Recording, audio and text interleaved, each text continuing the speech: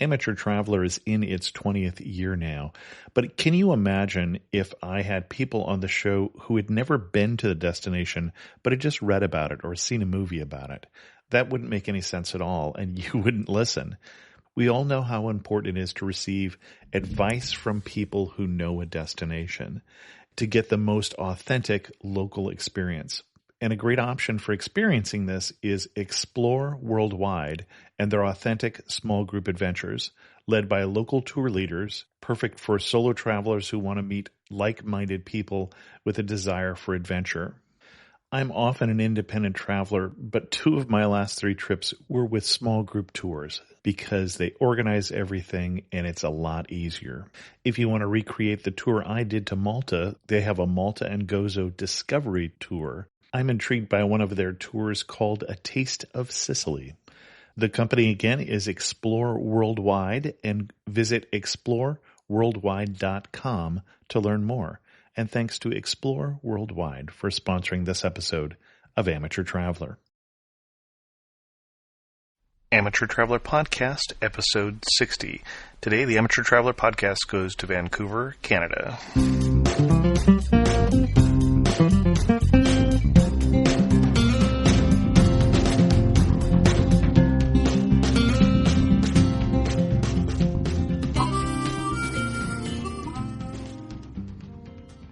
Welcome to the Amateur Traveler Podcast. I'm your host, Chris Christensen. This episode is brought to you by HotelBook.com, the official site of independent hotels worldwide. HotelBook.com. Stay your way. Stay independent.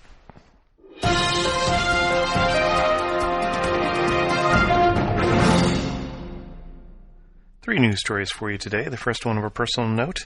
It appears that the Amateur Traveler Podcast will appear for the first time, possibly the last time, on Sirius Satellite Network next Tuesday. If I get more details, I'll post them to the discussion board at amateurtraveler.com/board.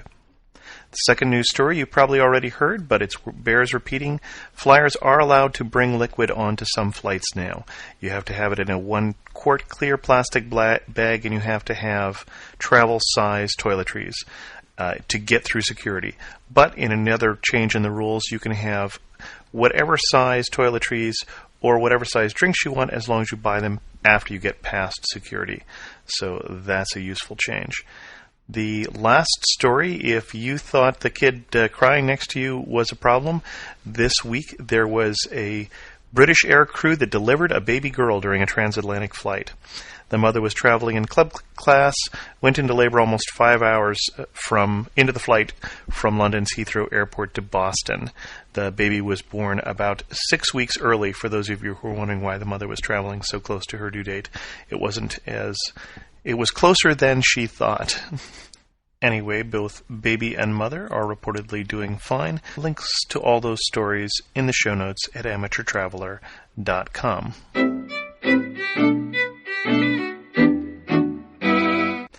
I had a few plans for interviews that I had hoped to do in the next coming shows.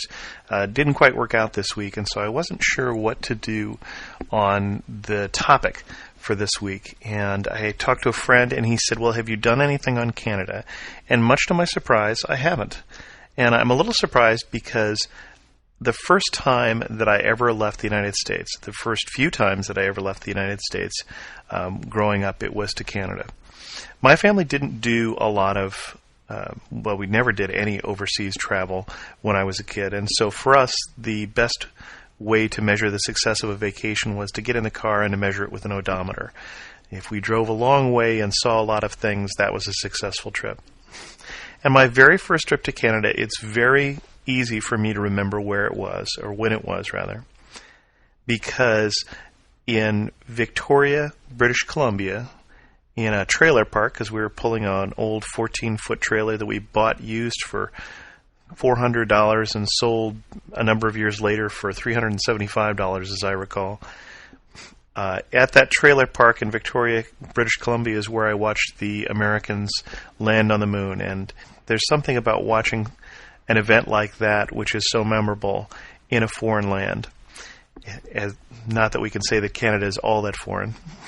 But for an 8.5-year-old kid to be someplace where he could watch that event and think, hey, I'm an American, was, I think, for me, probably one of those definitive events that probably is one of the reasons why I love to travel. That and, of course, all the family vacations we took when I was a kid. Now, being a kid who grew up in California, I know Western Canada much better than I know Eastern Canada. And so I'm going to focus this show on a city that I've grown to love over the years, and that's Vancouver. Vancouver, British Columbia is a spectacular city. And when I say spectacular, I start with the setting of Vancouver. Because Vancouver is on a sound, and so it's right up against the water, and opposite the sound is the start of very beautiful mountains. And so it's a very beautiful city to start with. Now, Hollywood even seems to have discovered the beauty of the city of Vancouver, and you'll find it playing many different cities in the silver screen or on TV. TV shows as far back as X-Files and a number of sci-fi shows like Stargate SG-1 and 7 Days have been filmed in Vancouver, as well as films like Scooby-Doo and The Boy Who Could Fly and X-Men 3, Fantastic Four, Cats and Dogs, Burn on a Wire. A number of different films have been shot in Vancouver, and I'll put some links to that in the show notes for you film buffs. Now, the very first trip that I made to Vancouver was back in 1986, back when Vancouver hosted Expo 86. And I went there along with hundreds of thousands of other people. It was a very popular expo for those people on the West Coast especially. It was a world in motion, as I recall was the theme of that, or as we called it, a world in motion, a wait in line once you had that many people there. Now, some of the things that you would see in Vancouver today still trace back to that expo in 1986. 1986 really did bring a lot of attention to Vancouver and a lot of boom to the tourist industry there. And among the things that are left over from the expo, Science World, which is an interactive education center, was built as one of the pavilions of the fair and housed an OmniMax theater, which I believe is still there. So a round theater, basically, where things are being projected on the ceiling of this dome, and it is a dome. It is a sphere, rather. And also built for the fair is the Canadian Place, and the Canadian Place was the Canadian Pavilion for the Expo in 86, and now it's a major downtown convention center and a cruise ship dock. And both of those two buildings are very beautiful buildings, the first being a geodesic dome, as I mentioned, and the second one is built to look like a cruise ship because they had in mind that this would be the cruise ship dock. And so if you're traveling up to Alaska on a cruise from Vancouver, this is where you'll leave from. And the building itself looks like a ship under sail. It's a beautiful white building with these spires in it that are meant to look like sails. Also, SkyTrain, an elevated rapid transit system, which is continuing to be expanded, was built originally for the Expo in 86. And then the Plaza of Nations is one of the last remaining buildings also from the fair. Much of the rest of the buildings that were built at that time are gone, have been removed. Actually, one other example of something left over is the BC Place, which is an all-purpose sports stadium, which is the home for the British Columbia Lions, was the home for the opening event for the Expo also.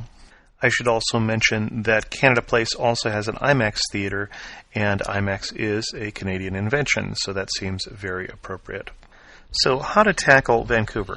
Let's start in no particular order here with parks, because Vancouver is a wonderful outdoor city. It is this spectacular backdrop against the mountains here, often snow-covered in the wintertime. And the two places that I would point out to you, one is a public park and one is a private park. And the first one is Stanley Park, and Stanley Park is a wonderful park. The main part of downtown sticks out on a peninsula, and the end of that peninsula, as it juts to the west, is Stanley Park. And Stanley Park has wonderful grounds for bike riding, walking. It has a public pool area. It has a collection of totem poles. Then it also has a notable suspension bridge. And the park also houses the Vancouver Aquarium, as well as a miniature train and a petting zoo, so a wonderful place for kids as well. Now, Stanley Park is free except for the rides like the miniature train. Stanley Park also boasts 3 swimming beaches, as well as both an indoor and an outdoor swimming pool. So if you happen to be in an aquatic mood, Stanley Park could be a great place to go. There is also a private park which is spectacular but certainly more expensive, and that's north of Vancouver across the Burren Inlet, which is the northern end of downtown Vancouver. And that is the Capilano Suspension Bridge. But if you're willing to pay the $26 nearly for an adult to enter into that, it is a lovely area to spend an afternoon. A lovely suspension bridge high above the gorge, a beautiful walk. There is also a cultural center there, the First Nations Cultural Center, what you may be used to calling the information about the native Indians from the area, First Nation being a more acceptable term. If you have the iTunes Enhanced version of the show, you have a picture of the suspension bridge, and I'll put some other pictures in the show notes at amateurtraveler.com. If you were to go east from the Canadian Pavilion, you would come to the area called Gastown. And Gastown is the district where Vancouver started. It's the original port of Vancouver. And it's named after, and I'm not making this up, a legendary pioneer called Gassy Jack. And I'll put links to the website yvancouver.com, which tells us that Gassy Jack, Jack Dayton, opened the first hotel and saloon and was known for his cursing and strong-arm tactics. Still a bit of old restless Western pioneer spirit here, and streets remain paved in cobblestone. One of the things that Gastown is also well known for is a steam-powered clock, and I'll put pictures of that in the show notes as well as in the iTunes Enhanced version of the show. It's an area that used to be filled with cheap souvenir stores, but it's really turning into more of a artisan area. And it's an area still in transition, but it's an area that's worth visiting, I think. And if you go further along to the east from Gastown, you'll come to Chinatown. And Chinatown is actually where we stayed back in '86, and I think I mentioned that back in show number 9 about staying in a speaking of being in transition, we stayed in a hotel there that was a very small, old hotel. And small, I mean, in terms of what the rooms were. It was one of those hotels where you could sit on the bed in any angle and put your feet on the wall. So there was just enough room to walk around the bed on 2 different sides, and the bathroom clearly was something that used to be a closet. So it was a very small hotel, and every night when we came back from the expo, there would be something new that had changed at the hotel because they were doing constant renovations. The elevator would have fake paneling in it, or there would be hangers in the room where they had redecorated this particular floor. But it was just a amusing experience to us watching them rejuvenate this old hotel. But it was still an old hotel, and the rooms were still small. But Chinatown is just to the east of Gastown, and you can find obviously numerous Chinese restaurants there, and it is a residential area also. And it's a little more dicey area, so I wouldn't venture too far into that direction.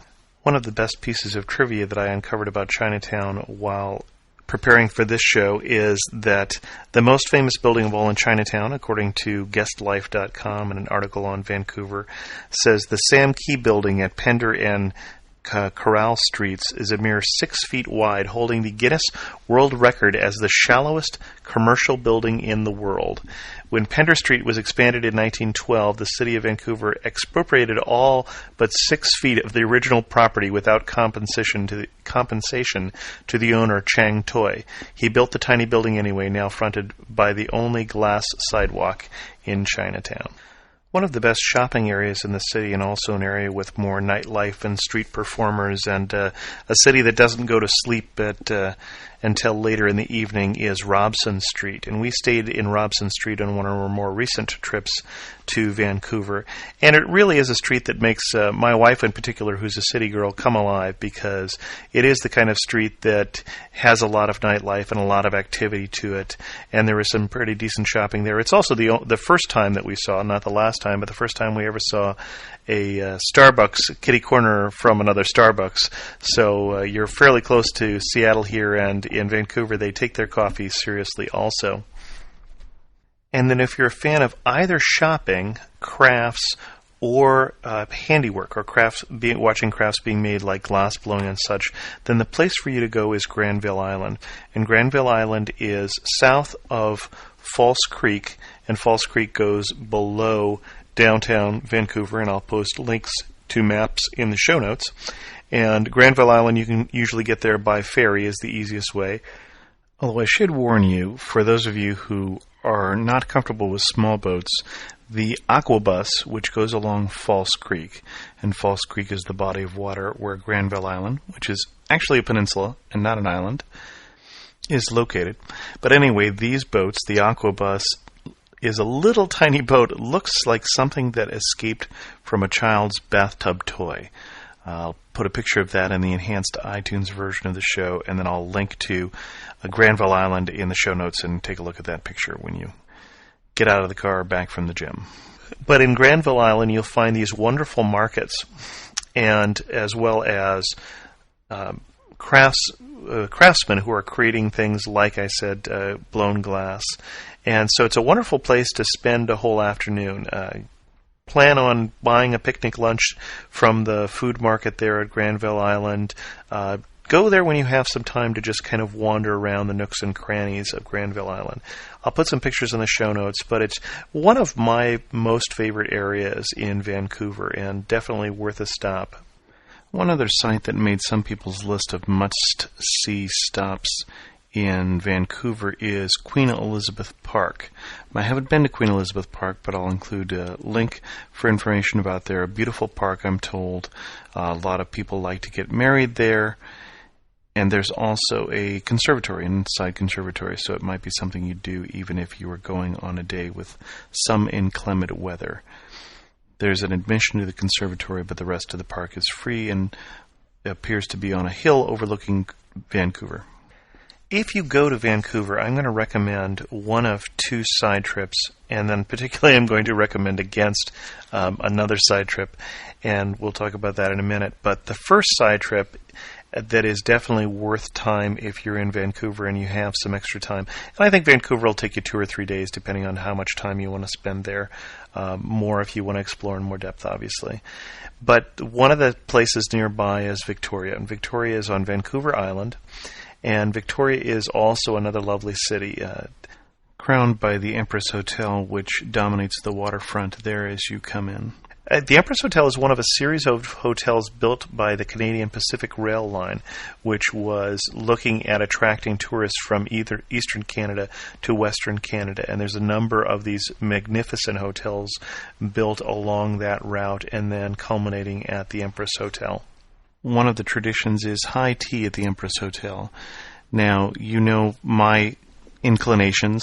I would tend to stay at a less expensive, maybe an independent hotel, but I would still walk through the Empress Hotel. And if you don't have tea there are a number of other lovely little tea houses.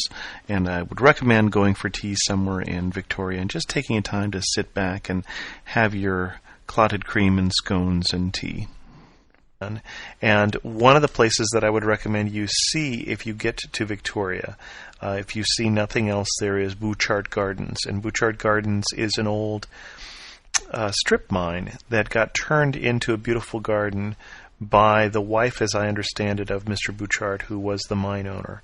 And it's quite a spectacular gardens, and probably the most well-known of the attractions in Victoria, which is known as the Garden City. And Bouchard Gardens is composed of a number of different gardens, including the Japanese garden, the sunken garden, the Italian garden, the rose garden, all of which have a very different style to them. And even as an 8-year-old boy, I was able to appreciate and enjoy this particular setting. The flowers and plants, obviously, but also the fountains and the general layout of the gardens are just beautiful and something you need to see if you get to Victoria. It might surprise you that the first white man to set foot in what is now British Columbia, Canada, was Captain James Cook on one of his many journeys. Actually landed on Vancouver Island, not that far from Victoria. Also downtown in the Inner Harbor in Victoria, right near the Empress Hotel, you'll find the Royal British Columbia Museum, where you'll find especially a number of exhibits about the First Peoples. You can also take a carriage ride tour if you'd like through some of the more picturesque neighborhoods of Victoria. And it, like Vancouver, is also a very beautiful city. Not quite the spectacular setting that Vancouver has, but still a very beautiful city. And it is the capital of British Columbia, for those of you who didn't know that already. And another thing you might think of while you're in Victoria would be a whale watching cruise, because the whales that you might see from Victoria are killer whales. And so they are a very impressive and beautiful creatures, and you might get a chance to see those if you leave on a whale-watching cruise from Victoria. And one of the things that still sticks out from me from my very first trip back to British Columbia, back to Victoria when I was a kid, back at the time of the moon landing, was the double-decker, red double-decker buses, the London buses, or the style of London buses. And we did the tour with a bus driver, and I still remember he said that the way you train to be a bus driver is they put, I think it was 24 marbles in your mouth, and every day you did a tour, you would take one out, and when you lost all your marbles, then you could be a Victoria tour guide.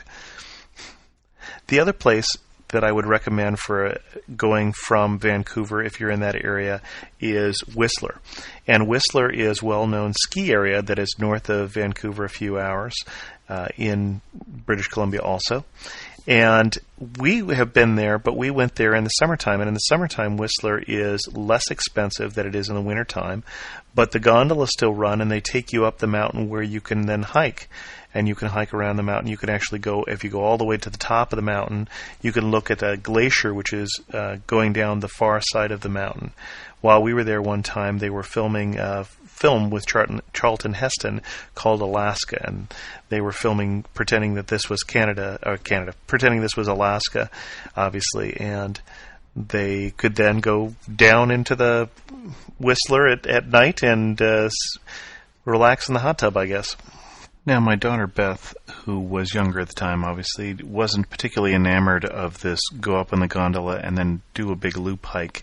We got back around to where we had started, and she said, "Well, this is where we started. We didn't have to do any of that." I think she missed a little bit of what the point was of the hike. But Whistler is a very beautiful place to go any time of year. It's beautiful mountains and just spectacular scenery. But think about if you're going to Vancouver, even if you're going in the summertime, going to Whistler, even though it is a ski resort. And obviously, if you are a skier, you might be interested in doing that more in the wintertime, and that's also wonderful, but it will be more expensive. That is high season for Whistler. In the summer, I should say, we were also surprised by how nice the accommodations were, as well as how inexpensive they were comparatively. And they'd be about twice as much, I believe, in the winter.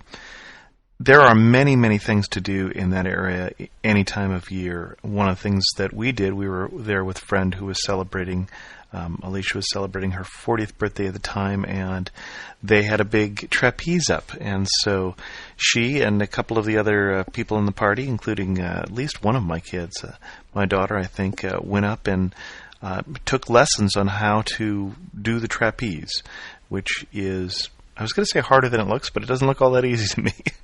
And those of us who have a fear of heights just stayed on the ground and watched them and took pictures. I said that there was one trip that I was not going to recommend you do, and that's the one that we have done one of the times that we were there, and that's the trip to Squamish. And you'll see a lot of pamphlets for it while you're in Vancouver. And the idea here is that you take a train up and a boat back to this small town of Squamish. And Squamish is on the way to Whistler. If you're on Whistler, certainly stop by Squamish. In fact, there's a McDonald's there that has telescopes that you can look at this large rock face and see if there's anybody climbing the rocks on that particular day. It's quite a place for those people who are doing skilled technical climbing.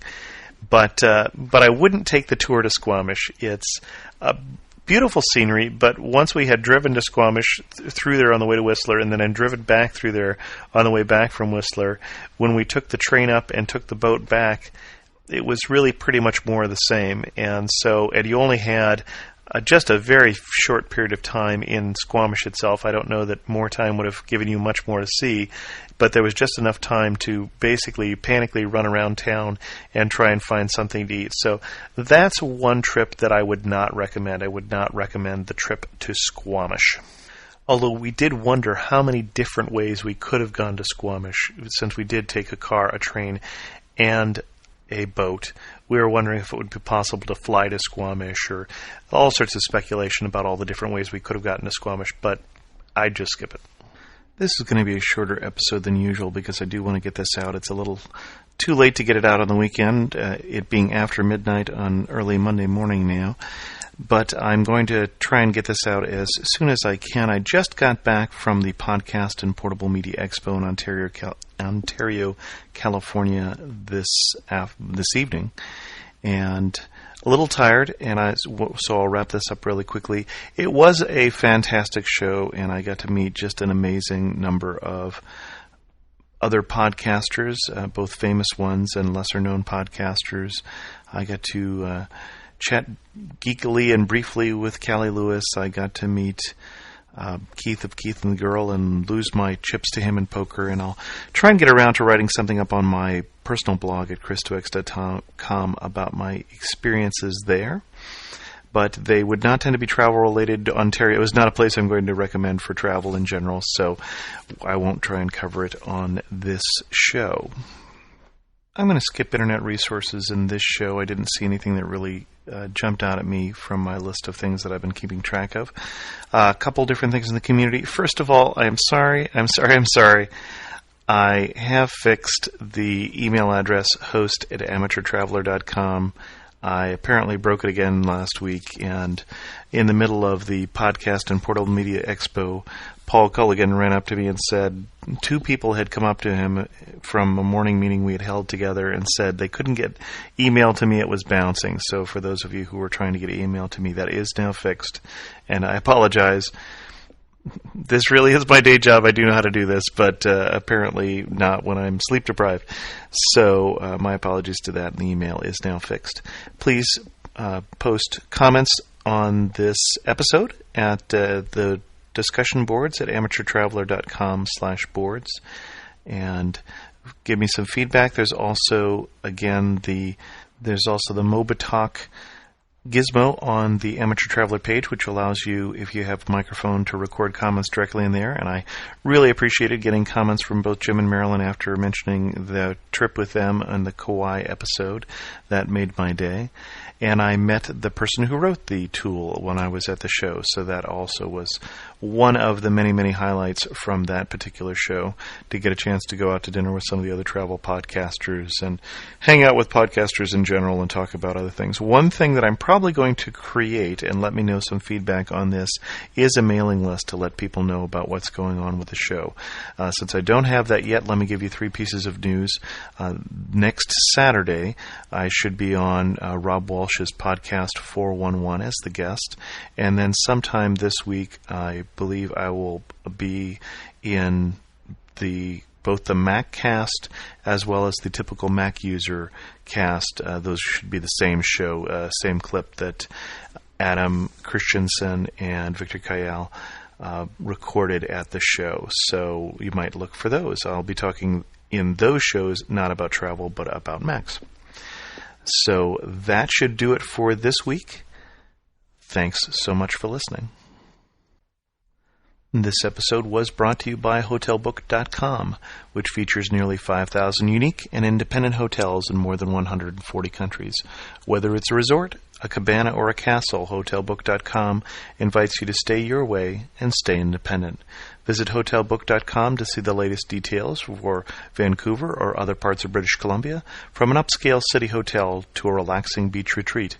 HotelBook.com will show you the best deals for that one-of-a-kind travel experience. HotelBook.com. Stay independent. The best and the brightest, served up daily by the sharpest minds in content delivery, Podshow and Limelight.